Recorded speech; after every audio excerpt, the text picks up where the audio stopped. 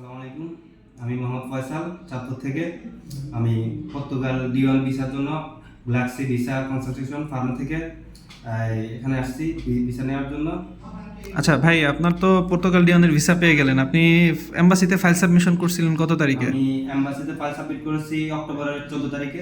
Approval আসছে কত তারিখে? অ্যাপ্রুভাল আসছে 29 তারিখে, অক্টোবরের 18 দিনের মাঝে।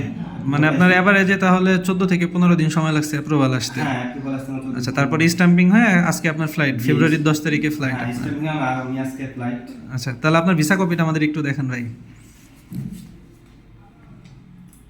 যাক, আলহামদুলিল্লাহ। তো সর্বোপরি আপনার গ্যালাক্সি ভিসা কনসালটেন্সি ফার্ম সম্পর্কে আপনার অভিজ্ঞতাটা একটু বলেন। গ্যালাক্সি ভিসা ফার্ম সম্পর্কে অভিজ্ঞতা বলতে গেলে তো অনেক কিছুই বলা লাগে। এখানে আমাদের ইফতেখার ভাই, আমাদের তুষার ভাই, ওনারা আমাদেরকে খুবই হেল্প করছেন। ওনাদের মাধ্যমে আমরা সকল কাগজপত্র খুবই সহজভাবে আমরা হাতে পাইছি। ওনাদেরকে খুবই ধন্যবাদ।